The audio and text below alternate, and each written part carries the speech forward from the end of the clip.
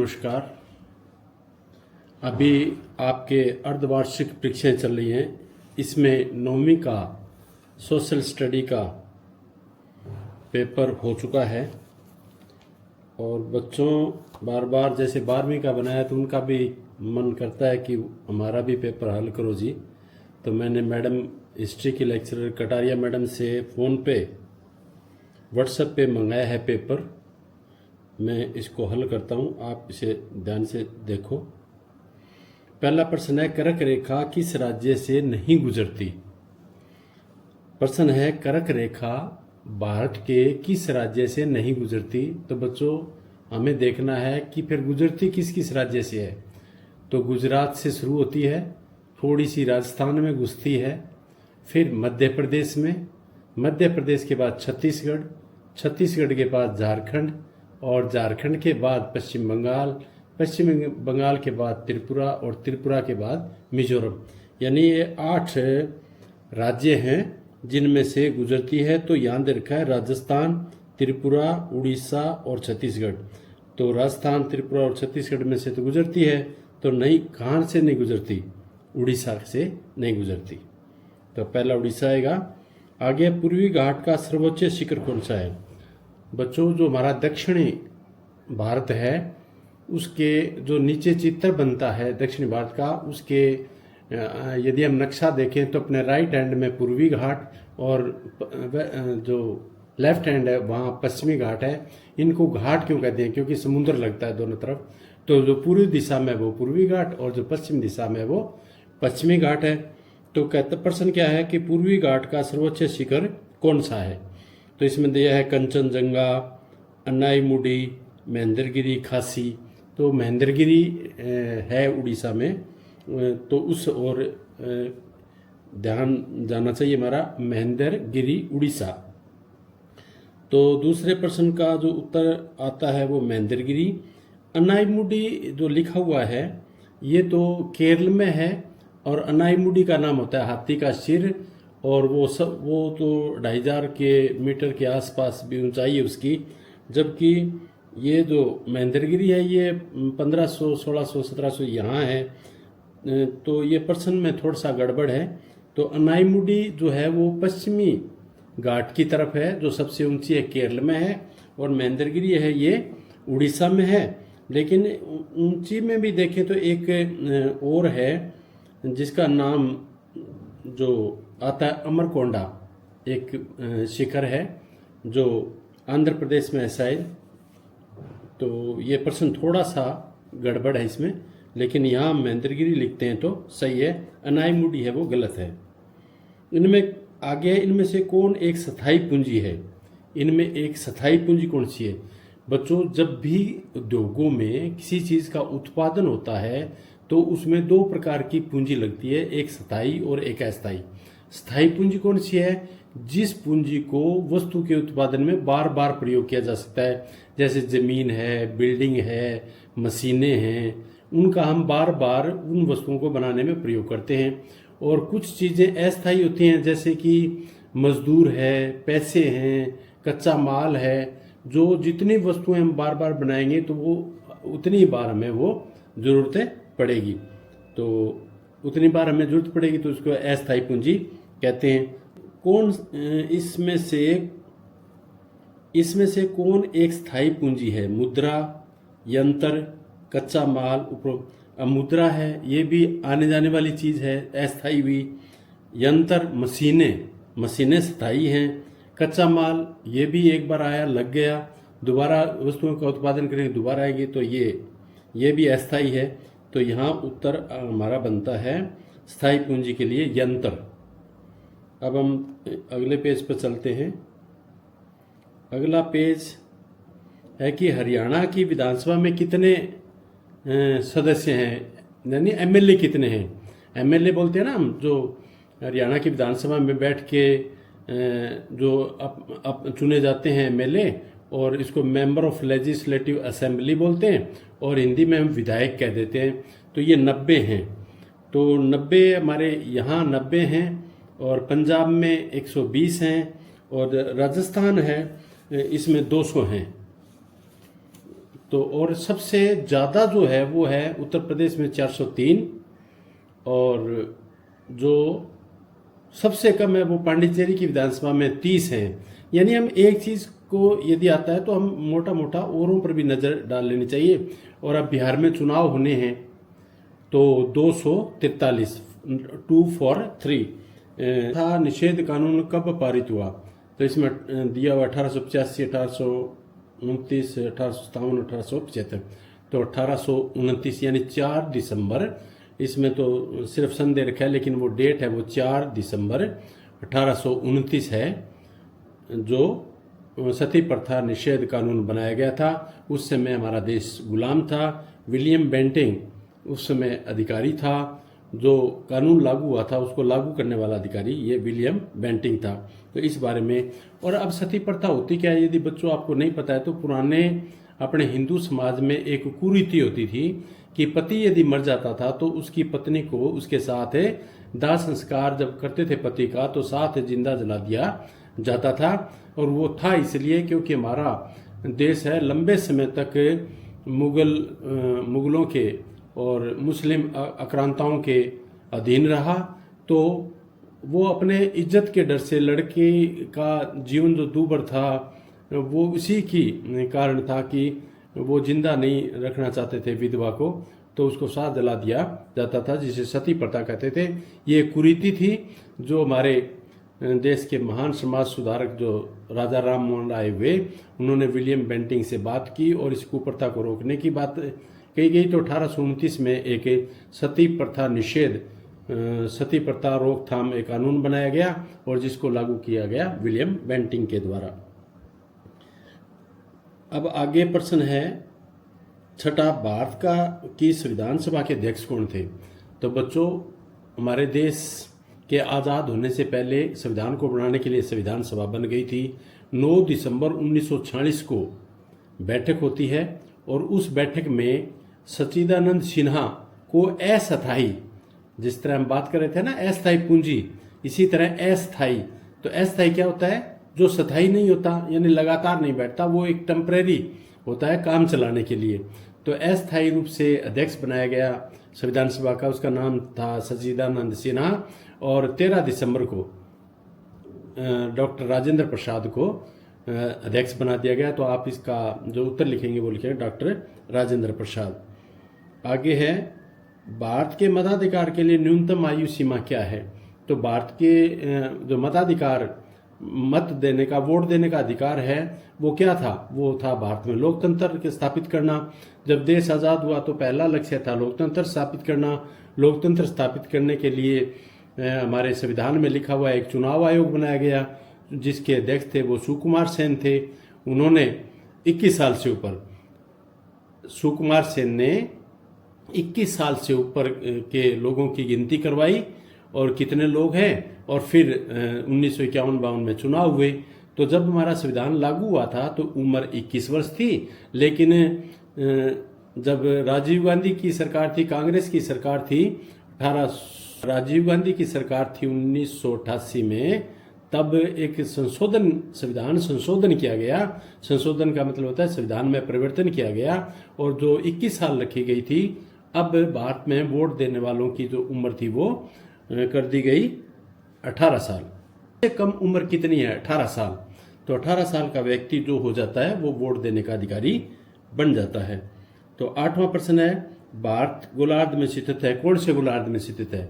तो भारत उत्तरी गोलार्ध में स्थित है, यानी पृथ्वी के अध्ययन के लिए पृथ्वी को 2 भागों में बांटा गया है। बीचों बीच एक रेखा मान ली गई जिसको कहते हैं भूमध्य रेखा। भूमध्य रेखा यानी भूमि के बीचों बीच खींची गई रेखा को भूमध्य रेखा कहते हैं। और इसका ऊपर भाग जो रह जाता है भूमध्य रेखा के, उसको उत्तरी गोलार्ध, और नीचे कहा जाता जो रह गया उसको बोलते हैं दक्षिणी गोलार्ध। तो भारत का जो अंतिम छोर है कन्याकुमारी, कन्याकुमारी से भी आगे समुद्र में भूमध्य रेखा है, और वो भूमध्य रेखा के उत्तर में हमारा भारत पड़ता है। जो भूमध्य रेखा 0 डिग्री पर होती है, और हमारा देश है वो 8 डिग्री 4 मिनट से शुरू होता है, और वो 37 डिग्री कुछ मिनट तक रहता है। यानी इसको डिग्री और मिनट और सेकंड में मापा जाता है। ईस्वी में इंदिरा गांधी ने कि कौन सा नारा दिया था, तो गरीबी हटाओ का नारा दिया था। 1971 में गरीबी हटाओ, इंदिरा कहती थी कि मुझे वोट दो आप, मैं अब गरीबी हटा दूंगी, और 21 सूत्री कार्यक्रम भी लागू किया था। गरीबों के लिए बहुत सारी योजनाएं भी बनाई गई थी। और गांव में बच्चों आप सुनोगे कि इंदिरा आवासीय योजना, इंदिरा आवासीय घर बना बना के दिए, यानी लोगों को, छोटे छोटे गरीब लोगों को जिनके पास है घर नहीं थे, उनको उस समय घर भी बना के दिए गए। तो गरीबी हटाओ का नारा दिया था। एक इसमें कहा गया कि भारत का मानक समय इलाहाबाद के निकट 82 डिग्री 30 मिनट पूर्वी देशांतर रेखा के आधार पर निर्धारित किया गया। बच्चों, दुनिया का समय मापने के लिए, क्योंकि इंग्लैंड उस समय इंग्लैंड लगभग संसार पर कब्जा कर रखा था, उन्हीं की चलती थी, तो उन्होंने समय के लिए अपनी एक जगह इंग्लैंड में ग्रीनविच, उसको मान लिया भी यहीं से समय मापा जाएगा, तो उसको ग्रीनविच कहा जाता है। और फिर अक्षांश और देशांतर रेखाओं का अध्ययन किया गया, और फिर डिग्री के हिसाब से, मिनट के हिसाब से और सेकंड के हिसाब से समय आया, तो हमारा इंग्लैंड से 5.5 घंटा समय पहले है। मानक समय कहता है। हमने भारत को फिर कहाँ से शुरू किया, भारत में हमने समय मापना कहाँ से शुरू किया, तो ये उत्तर प्रदेश इलाहाबाद, जिसको आजकल प्रयागराज कहते हैं, वहाँ मिर्ज़ापुर एक गांव है, उस मिर्ज़ापुर को हमने माना। और मिर्ज़ापुर कहाँ है, ये देशांतर रेखा के 82 डिग्री 30 मिनट है और कुछ सेकंड पर स्थित है। 82 डिग्री 30 मिनट और कुछ सेकंड, यानी सेकंड नहीं कहेंगे हम, तो कहेंगे कि 82 डिग्री और 30 सेकंड ईस्ट, क्योंकि हम ग्रीनविच से पूर्वी दिशा में पढ़ते हैं, इसलिए ईस्ट लिख दिया जाता है। तो ये बात सही है। दूसरा कहता है, इसका जो रीजन बताता है कि एक से अधिक मानक समय क्षेत्र होने चाहिए, कि एक देश में एक से अधिक मानक क्षेत्र होने चाहिए। तो ये पहले का ना तो पहले की बात की व्याख्या करता है, ना ऐसा जरूरी है भी 2 होने चाहिए। ये किस प्रकार का सुझाव है, नहीं है, कोई तर्क के साथ बात नहीं है। तो इसलिए हम कह सकते हैं कि पहला ठीक है और दूसरा गलत है। और पहला और दूसरा की ना तो व्याख्या करता है, ना इस के लिए उचित है ये, तो सीधा सा कह देंगे पहला ठीक है और दूसरा गलत है। ये कौन सा आता है, ये आप देख लो। तो ये आता है कि A is correct but R is incorrect, ये सी भाग आता है इसका। तो इस प्रकार ये प्रश्न हो जाता है तुम्हारा 10वां प्रश्न हो जाता है इस तरह से। क्या है भाबर, क्या है बच्चों, जो नदियां हैं वो बहती हैं पहाड़ों से नीचे। तो हिमालय पर्वत से जब नदियां बहती हैं तो वो आती है समतल एरिया में, और जो वो अपने साथ फिर कंकड़ मिट्टी ये जो लेके आती हैं, उससे उस एक एरिया बन जाता है जहाँ कंकड़ मिट्टी है, मोटी रेत है, इस प्रकार की क्षेत्र जो बन जाता है। और पानी है वो धरती सोख लेती है, तो वो सारा कंकड़ पत्थर वहाँ जमा हो जाते हैं, तो उसको भाबर क्षेत्र कहा जाता है। ये एक भौगोलिक परिस्थिति है, से लेकर 8 से 16 किलोमीटर तक ये क्षेत्र बनता है। कि नदियाँ सदा नीरा क्यों हैं बच्चों? सदा नीरा मतलब हिमालय के पर्वत पर बहुत बर्फ पड़ती है और सर्दियों में बर्फ पड़ती रहती है और पिघलती रहती है। तो जो नदियां हैं हिमालय से निकलने वाली, वो पूरे 12 महीने बहती रहती हैं, इसीलिए सदा नीरा कहा जाता है। सदा माने हमेशा, नीरा माने पानी, नीर माने पानी। तो जिसमें सदा पानी बहता रहे, उन नदियों की विशेषता है ये। तो ये प्रश्न है इसका। लोकतंत्र क्या है? लोकतंत्र, अमेरिका के राष्ट्रपति अब्राहम लिंकन ने लोकतंत्र के बारे में बहुत ही सुंदर शब्दों में वाक्य कहा था, of the people, by the people और फॉर द पीपल, यानी लोगों का, लोगों के द्वारा और लोगों के लिए शासन होता है, वो लोकतंत्र होता है।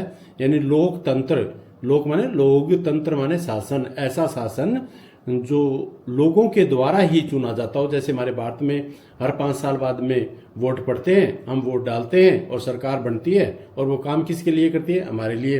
तो of the people, for the people और बाय द पीपल, यानी लोगों का, लोगों के द्वारा और लोगों के लिए शासन किया जाए, उसको लोकतंत्र कहा जाता है। लोकतंत्र की कोई 2 विशेषता बताओ।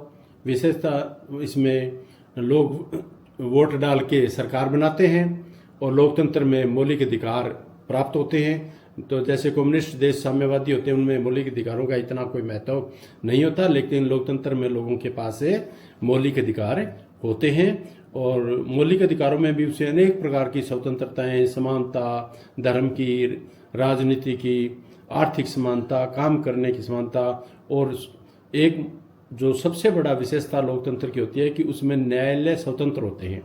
यानी जो हमारे संविधान द्वारा सर्वोच्च न्यायालय, हाई कोर्ट, जिले की जो कोर्ट हैं वो स्वतंत्र हैं, यानी सरकार का उस पर किसी प्रकार का कोई दबाव नहीं होता। तो लोकतंत्र में ऐसी अनेक विशेषताएं हैं जिसके आप लिख सकते हो। आगे है, एक ही भूमि का उत्पादन बढ़ाने में कौन से तरीके हैं, कोई दो बताइए। कहते हैं एक ही भूमि पर उत्पादन बढ़ाने के लिए कौन कौन से तरीके अपना सकते हैं हम। तो 14वां प्रश्न है, एक ही भूमि पर उत्पादन बढ़ाने के लिए कौन कौन से तरीके हैं। तो भूमि पर उत्पादन बढ़ाने के लिए अनेक तरीके हैं। खेती करते हैं तो हमें आसपास के पड़ोस में हमने खेती देखी है, तो क्या करते हैं, एक तो हम फसल देखते हैं कि कभी कोई बोई होती है कभी कोई, तो फसलों का चक्कर अपनाकर भी हम उत्पादन बढ़ा सकते हैं। यदि एक फसल बार बार बोएंगे तो उत्पादन क्षमता कम हो जाएगी, और यदि हम बदल के फसल बोएंगे तो उत्पादन क्षमता बनी रहेगी। एक हम मिट्टी की जांच करवा लेंगे, मिट्टी की जांच करवाएंगे कि मिट्टी में कमी है, उस चीज़ को हम डाल के भी उत्पादन बढ़ा सकते हैं। एक अच्छे बीज का प्रयोग करके भी हम बढ़ा सकते हैं। 15वां, मानव पूंजी निर्माण में शिक्षा की क्या भूमिका है। मानव पूंजी निर्माण में शिक्षा की बहुत भूमिका है, महत्वपूर्ण भूमिका शिक्षा की है। बिना शिक्षा के तो मनुष्य क्या है, पशु समान है। शिक्षा बढ़ी इसीलिए तो इतना विकास हो रहा है। आज शिक्षित व्यक्ति बीटेक करके, नीट कर, डॉक्टर बन के कितने कितने आविष्कार कर रहे हैं कि अभी हमने तेजस 1 जो अल्फा एक जेट फाइटर बनाया है, जा सकता है। ऐसे ही राफेल हम फ्रांस से खरीद के लिए, कितनी टेक्नोलॉजी है उसमें। अब जो मैं कैमरा बना रहा हूँ, अब मैं इधर घूमूंगा तो ये जो कैमरा है मैं मेरे मुंह पर आ रहा है, इधर घूमूंगा तो भी आ रहा है। तो ये मैं दूर खड़ा हूँ और जहाँ मेरा मुंह जाएगा मेरे मुंह पर उसका फोकस है, और जैसे जैसे मैं घूमता जाऊंगा वैसे वैसे साथ घूमता जाएगा। तो ये किसके कारण हुआ, ये किसके कारण हुआ, शिक्षा के कारण। तो इससे मानव पूंजी में शिक्षा का बहुत अधिक महत्व है, बहुत का सारा महत्व ही इसी का है। और शिक्षा ही मानव पूंजी को इतना मजबूत बनाती है कि दुनिया के अन्य साधनों का, अन्य चीज़ों का प्रयोग करके वो अपने जीवन को और सुख में बना सकता है, और वो दुख में भी बना सकता है। जैसे परमाणु बम बन गए, अनेक हथियार बन गए, इससे जो सुरक्षा में काम भी आते हैं लेकिन कहीं न कहीं मानव जाति के लिए खतरा भी पैदा करते हैं। तो मानव पूंजी में शिक्षा का बहुत अधिक महत्व है। आगे प्रश्न इसके हैं कि हमें संविधान की आवश्यकता क्यों है।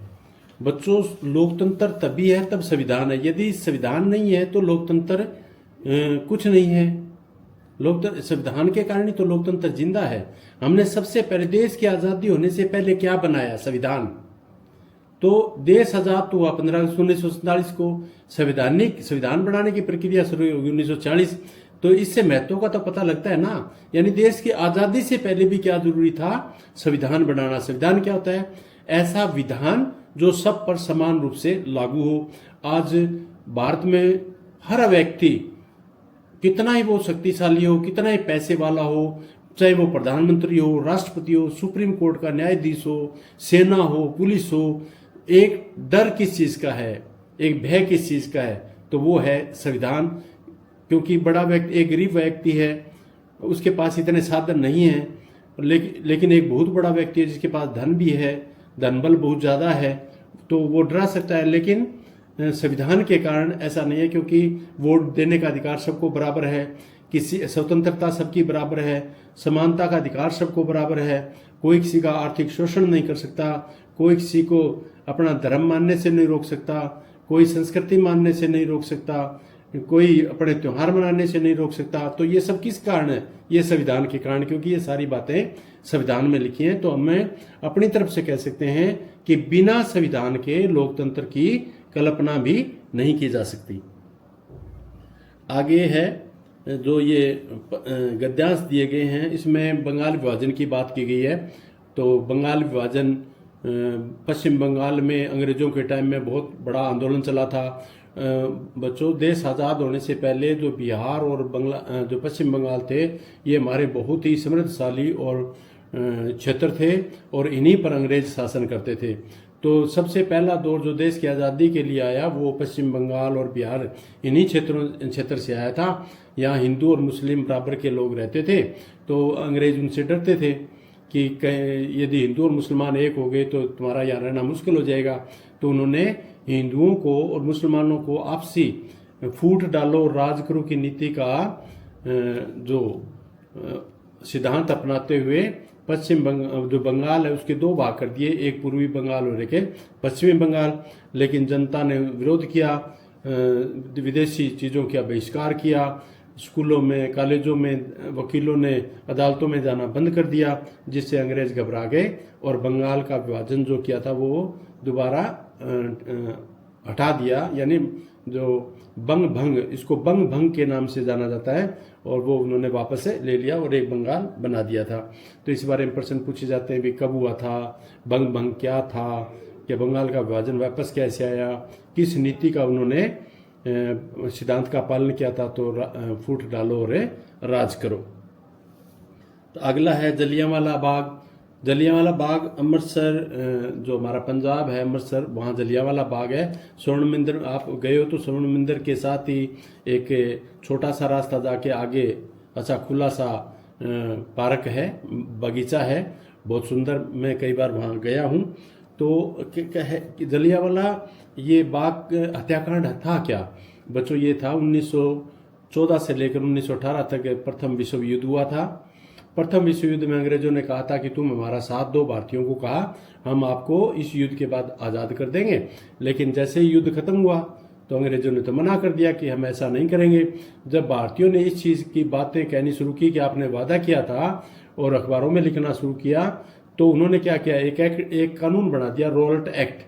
रोल्ट एक्ट क्या था भी, किसी भी व्यक्ति को पकड़ के जेल में डाल देंगे, 6 महीने कोर्ट में ले जाने की आवश्यकता नहीं है, यानी जज के सामने पेश करने की आवश्यकता नहीं है। जैसे अपने बच्चों कानून होता है ना, यदि किसी अपराधी को पकड़ के पुलिस लाती है तो 24 घंटे के अंदर जज के सामने पेश करके बताना होता है कि इसने ये अपराध किया है इसलिए इसको पकड़ा है।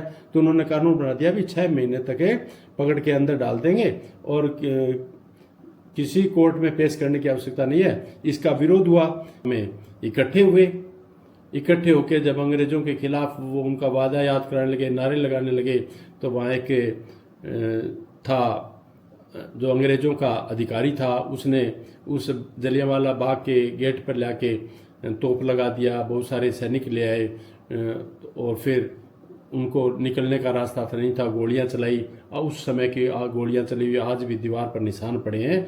और वहाँ कुएं भर गए थे, लोगों ने बंदूकों के डर से, बच्चे थे, लेडीज़ थी, वो कुओं में कूद गई गोलियों से बचने के लिए। और कहते हैं कि कुआं लाशों से भरता भरता ऊपर आ गया था। तो ये था जलियांवाला बाग का हत्याकांड का केस, जिसके 13 अप्रैल 1900, ये कब हुआ था तो 13 अप्रैल 1919 को हुआ था। और इसी के विरोध में फिर महात्मा गांधी ने असहयोग आंदोलन चलाया था 1920 में। 2 साल चला, पूरे भारत में अंग्रेजों का बहुत विरोध किया। लेकिन एक घटना 1922 में ऐसी हुई, चोरा चोरी नामक स्थान है उत्तर प्रदेश में आज, जहाँ उत्तर प्रदेश के मुख्यमंत्री जो योगी जी हैं गोरखपुर के, वहाँ नज़दीक एक चोरा चोरी नामक स्थान गांव है। वहाँ पर कुछ लोग, उस गांव के लोग वो अंग्रेजों का विरोध कर रहे थे। तो उन अंग्रेजों के सिपाहियों ने गोली चलाकर एक व्यक्ति की हत्या कर दी। तो फिर लोग उनके पीछे भागे और वो भागकर चौकी में आ गए।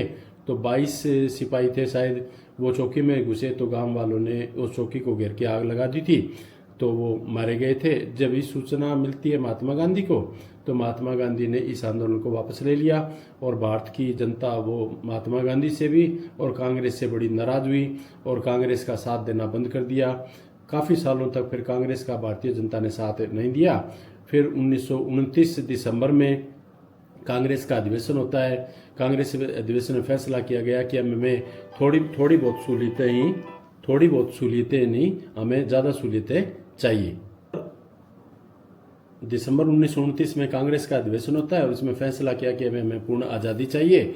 और उन्होंने एक घोषणा भी की थी कि हम आगे 26 जनवरी 1930 को झंडा अपना तिरंगा झंडा फहराएंगे। और आज के तिरंगे और उस तिरंगे में थोड़ा फ़र्क था, लेकिन ये तिरंगे की कहानी भी मैं एक दिन आपको बताऊंगा, बहुत अच्छी इंटरेस्टिंग कहानी है तिरंगे की कहानी।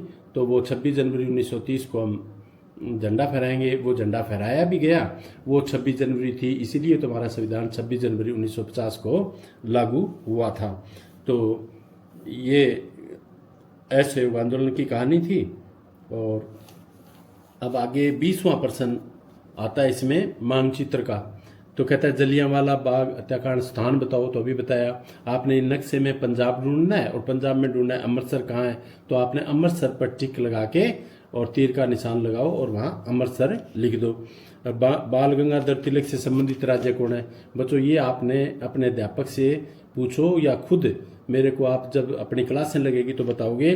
बाल गंगाधर तिलक किस राज्य से थे, लाला लाजपत राय किस राज्य से थे, भगत सिंह किस राज्य से थे, चंद्रशेखर आज़ाद किस राज्य से थे, और बहुत सारे जितने स्वतंत्रता आंदोलन में जिन्होंने भाग लिया था उनके नाम आप बताओगे, उनके राज्य का नाम भी आप ढूंढ कर लाओगे।